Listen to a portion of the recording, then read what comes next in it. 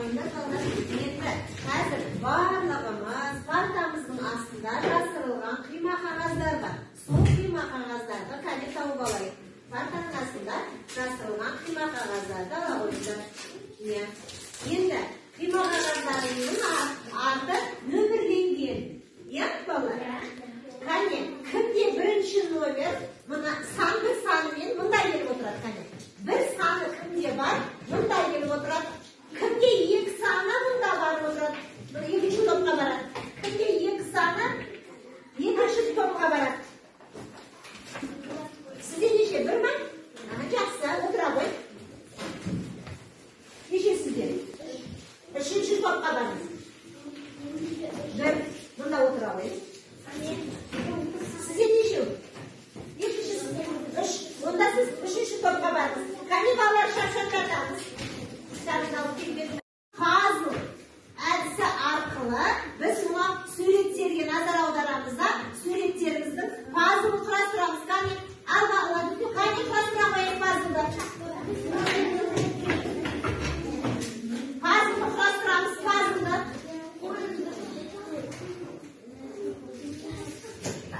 Puzzle qurashtiraylik.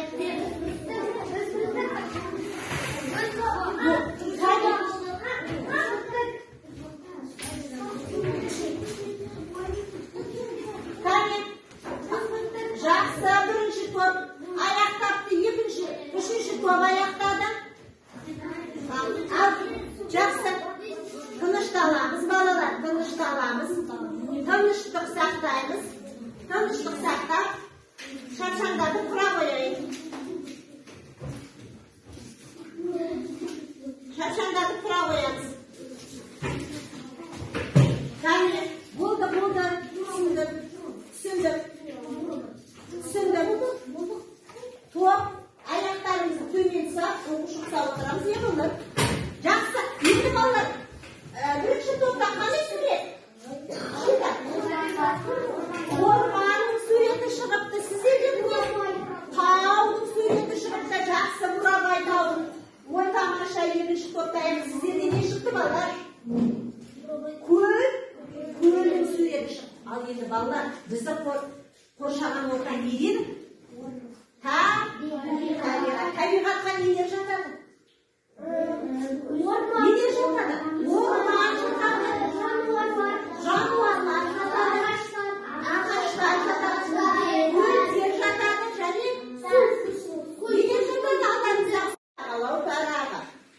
Мына жерге өзіміздің аты жөнімізді жазамыз, және де егер ит тапсырмасы дұрыс болса, онда 3-тің жанына не қоямыз? Қосу белгісі қоямыз. Егер жоқ, мұғалім менде бір қателік болды десе, онда 2-нің жанына қоямыз. Егер мүлдем тапсырмасы жоқ болса, онда 0-нің жанына қоямыз. Жарайды, қосу таңбасын. Енді қараймыз, әр тапсырманы орындау мақсатында қандай, егер сен барлық тапсырмаларға жақсы қатысып отырсаң, онда 3-тің жанына қоясың. Егер жоқ, мұғалім мен мына 2-ші тапсырмада қатысқан жоқпын десе, онда 0-ге қоямыз. Келістік қоя болар. Мына жерде балалар, егер 0 десе, ол түсінбедім деген сөз, 1 десе түсіндім, бірақ кейбір жерлерде ауытқушылықтар болды. 2 деген түсіндім, бірақ әлі толығырақ түсінуім қажет деген. 3 деген толық түсіндім. Егер сосын ең соңында мына жерден ұпайлардың санын жинаймыз да, ең жоғарғы балл 15 ұпай. Мына жерде неше ұпай жинадым? Соның жанына 15-тен неше алдым? Соны жазып қоямыз. Келістік қой. Мына жерде егер 13 пен 15 ұпай аралығында алатын болса, ол 5 деген баға. 10 пен 12 ұпай аралығында алатын болса, ол 4 деген ұпай баға. Егер 7 пен 9 ұпай аралығында алатын болса, ол 3 деген баға. Егер 4 пен 6 аралығында алатын болса, ол 2 деген баға. Мен өкінішке орай сендер 2-ге алмайды деп ойлаймын. Я болса сендер өте барлығына мұқият қарайсыңдар. Барлық өздеріңдікін тексеріп алыңдаршы, дұрыс па екен?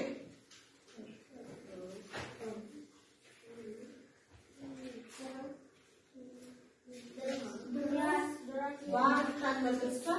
Ендеше алдарында әр тамаша жарайсыңдар балалар. Өте тамаша, я? И тапсырманы жақсы мұқият орындап келіпсіңдер. Ендеше алдарында балалар, мынандай парақтар жатыр. Сол парақ сабақта бір-бірден аламыз, аты жөнімізді жазамыз.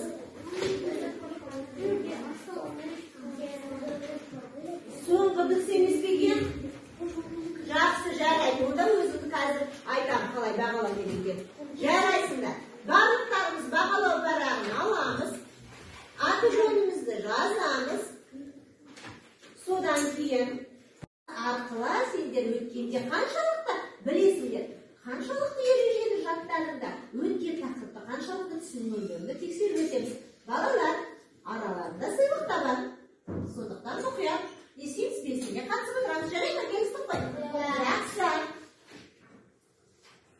Ал бастаймыз. Ол көтереміз. Жарай ма? Айғайламаймыз. Маған қазір бейбарыс жауап береді. Дыбысты біз не істейміз дыбысты? Тұрып жауап бер. Тұрып жауап бер. Biz dыбысты естиміз. Сосын? Сосын Не істейміз? Не істеп тұрсың сен?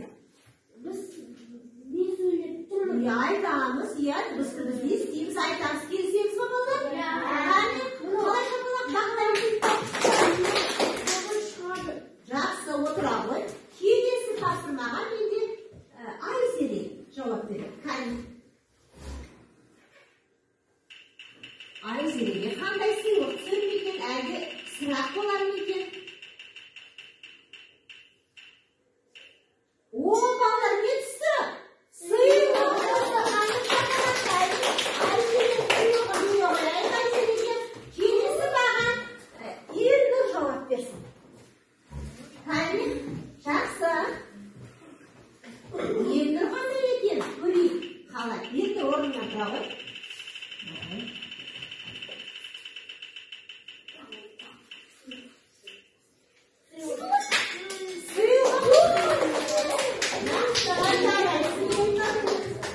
Мінекейіміз сыйлығымыз. Келесі балалар. Келесі сыйлықтар енді есептелмейді, өйткені барлығына бірдей сыйлық түсіп қалса болмайды екен. Ал маған Елдар жауап береді. Не істеді? Қайтты? Не қылды деген сұрақ қандай сөз тапсырды? Не істеді? Қайтты? Не қылды? Қандай сөз тапсырды?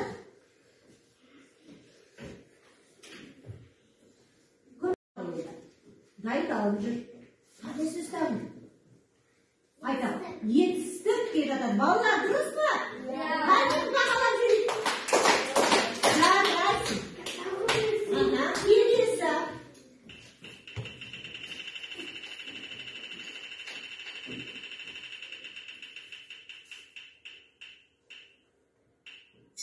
Келесі. Ой, өзіме құштап тұрмадым. Аңырман келесі сұраққа жауап беріп сұра ғой.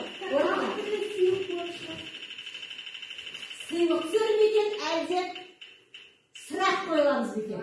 Сұрақ! Дыбысты біз естиміз дейді. Дыбысты біз естиміз. Дыбысты біз не істейміз?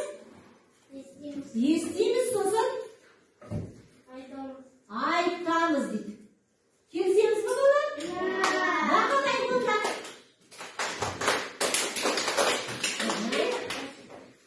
Жақсы, енді бір оқушыдан сұрайын, маған Сұлтан айтып берсін.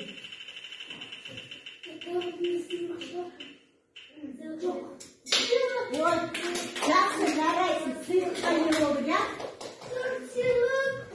Жақсы, жарайды. Енді әрмен қарай сабағымызды бастаймыз.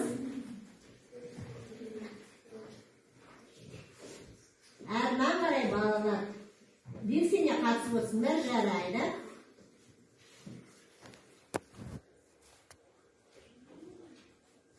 Біз білу арқылы қаншалықты өткен сабақта түсінгенімізді біз білдік, иә балалар? Енді балалар, біз мынау бізде білім шыңы дедік. Я табиғат саяхатта жүрміз. Білім шыңына шығу үшін бірнеше тапсырмалар естуіміз керек екен.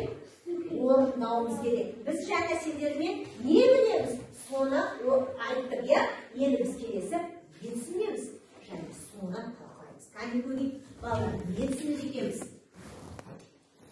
Vallahi. Müslüm bir katsa. Yeri geldi bitiriptir. Yeri geldi bitiriptir. San darda. İndişi vallahi. San esim. Dara және неше болып бөлінген? Күрделі болып құрамына қарай екіге бөлінген. Жақсы. Келесі. Жарайсыңдар балалар. Келесі балалар. Сендер мынандай тапсыр. Не болмады бар?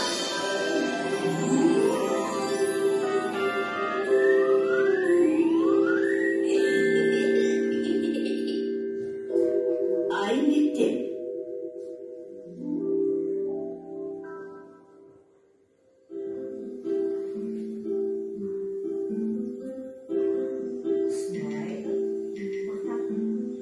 Міне қызым, қандай қызық, аланаға маған да оқып беріңізші.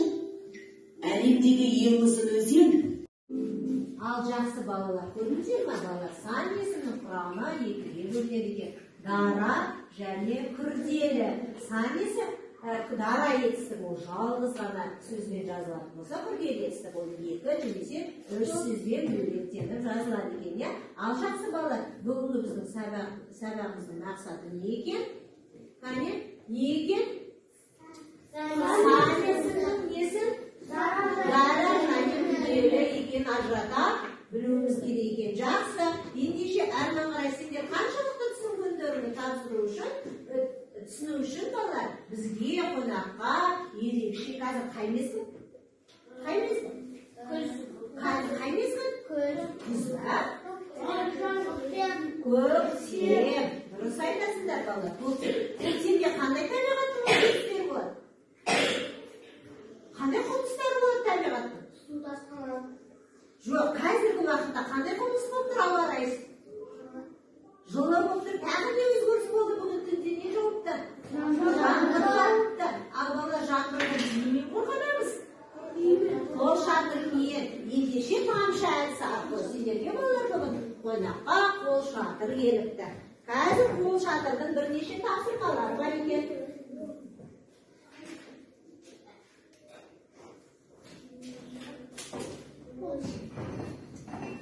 Қол шатырымыздың бірнеше тапсырмалары біз сендер қаншалықты жаңа тақырыпты түсіне алдыңдар. Соның мақсатында біз тамшы әдісі арқылы естиміз, пысықтаймыз. Ал балалар, қазір бірінші бүгінгі күнді жазып алайықшы. Жақсы. Ал балалар, басымыз не дейді бізді?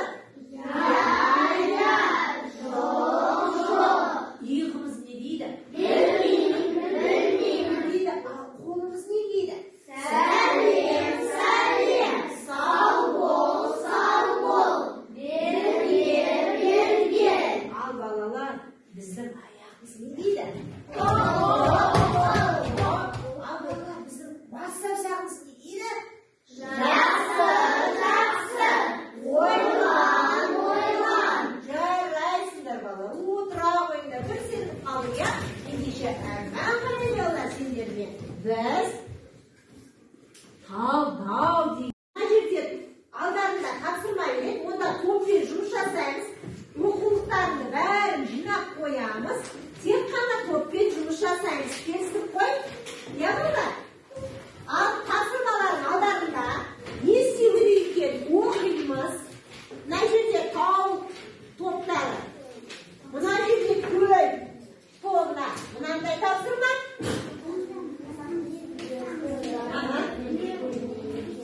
Желбірейміз. Қане балалар?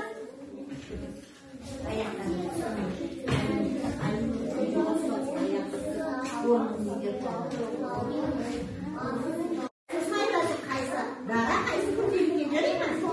Жақсы, тоқтат. Иә, бірінші топ аяқтап, екінші топ жарайсыңдар. Міне тау тобы да, көл тобы, орман тобы да жақсы аяқтапты. Бірінші бізде көтерген орман. Екінші көл көтерді. Екінші көл көтерді дейді. Ал отыра қойыңдар, бірінші орман. Ал сіздердің тапсырмаларыңызды балалар. Онда мен үшінші қатарға топқа беріп жарай ма? Ал үшінші топтікі topқа береміз. Екінші топтың біз бірінші ал балалар не істейміз? Қатесін табамыз және бағалаймыз. Тыныш ал енді болсақ, қане барлығымыз тыныш отырайық. Жарайсыңдар. Барлық топ аяқтапты. Жақсы, отырамыз. Ал енді бағалаймыз. Балалар, бірінші топ бағалар. Үшінші топтың тапсырмасы дұрыс па? Қалай бағалаймыз? Жақсы орындапты дегенмен жақсы. Онда келесі сіздер қай топтікін алдыңыздар? Бірінші топтікін алдыңыздар. Оның деген мәтінде сан есімдерді тауып астыңсыз. Оның деген сан есім бар олар. Сенің оның деген сан есім. Сан есім ба? Оның деген сен. Сонда бұларда қатегі бар ма екен? Қалай бағалаймыз? Бір қасиет болыпты. Жақсы жарайсыңдар. Ал сіздерде үшінші топ сіздердің тапсырмаларыңыз. Қалай бағаладыңыз? Мәтінде сан есімдерді тауып астыңсыз дейді. Үшінші топқа қандай баға береміз? Не себепті?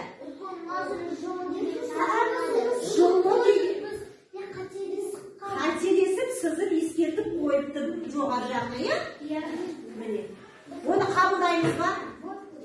Қабылдайық па? Қабылдаймыз ба, иә балалар? Олар өз қателігін түсінді ма? Түсіндейінше қалай бағалаймыз? Жақсы. Жас болдық. Ой, молодец, жазады. Өте тамаша. Айнара тырысылады, жақсы жазуға. Әдәқ дәптерімді былай қоям ғой. Жазады. Жақсы, Гүлмира болды ма? Болған оқушы қалай отырып жүрміз балы? Өте тамаша. Бірінші топта екі оқушы қалды. Жақсы жарайсыңдар. Өте тамаша. Кәне, жақсы.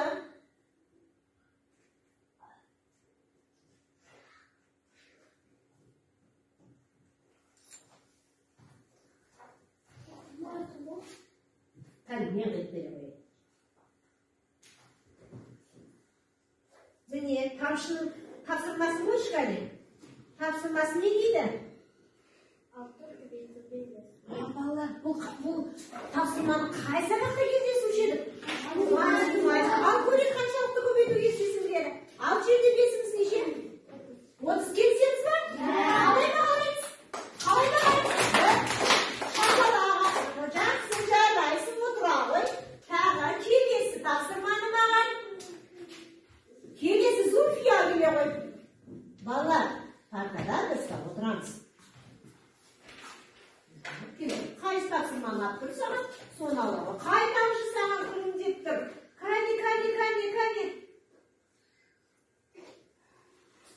Кәне.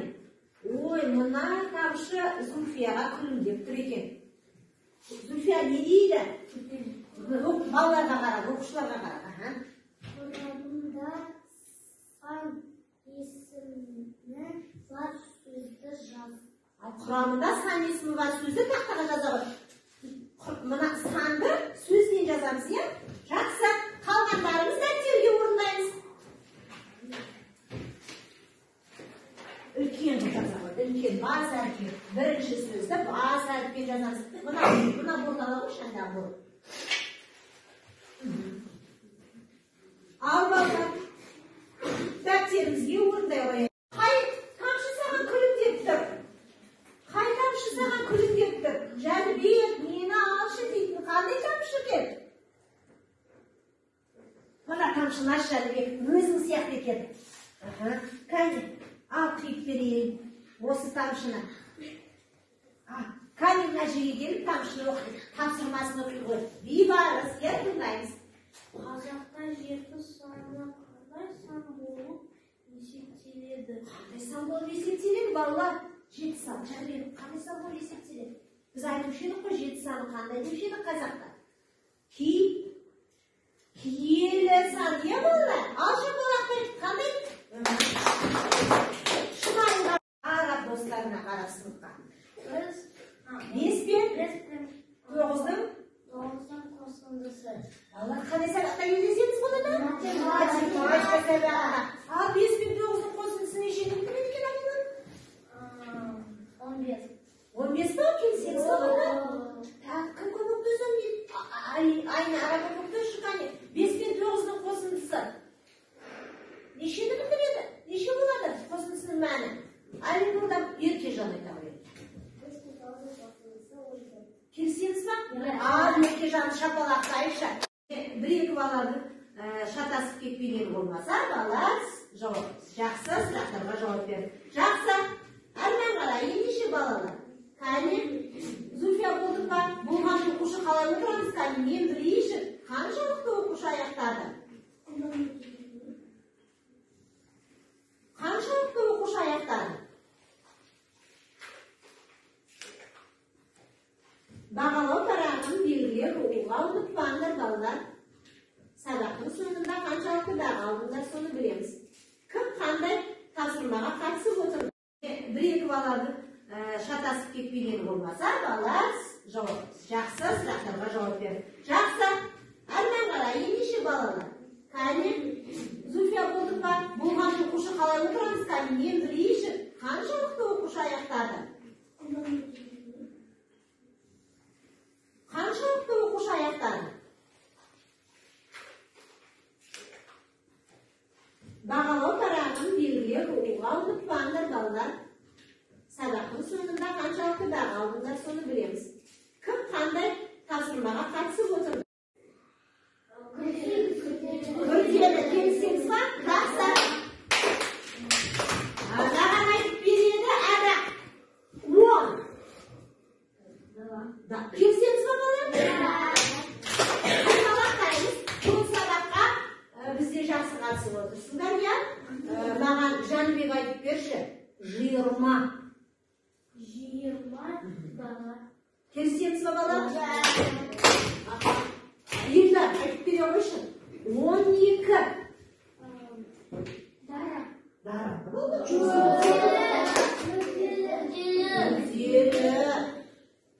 Ал жақсы, маған Айнар айтып бере қойшы. 2. Келсеңіз ба балалар? Жақсы, жарайсыз, бейбарыс. 18. Келсеңіз ба балалар? Жақсы, жарайсыздар. Зүлфия, 24. Күрделі. Келсеңіз ба балалар? Жақсы, ендеше әрмен қарай енді. Кім айтады? Санесімен бі? Дара және күрделі құраммен таныстыр. Дара санесі дегеніміз не болды? Тек қана бір сөзбен жазады. Ал күрделі етістік дегеніміз 2-3 сөзбен жазады. Жарайды. Мысал келтірейікші. Дара санесінде. 2. Күрделі санесінде 20. 2, 12, дұрыс айтасың, 25. Жақсы, жарайсыңдар балалар. Ендеше балалар, алдымыздағы бағалау парағына назар аударайық. Қаншалықты? Қанша ұпай жинадың? Есепте қоямыз балалар, қанша ұпай жинағанымызды? Зүлфия, қанша ұпай жинадың? 16 жинадың ғой? Жинақтау жаңа біз жинақ тапсырма орындадық. 16 жинақ қойды ма? Кім? 15 балл жинады. Сіз 13 балл. Балалар, 13 балл деген қандай баға екен? 5 екен. Елдар, сіз неше балл жинадыңыз? Шынайы бағалайсыз балалар. Шынайы бағалайсыз. Ада, неше балл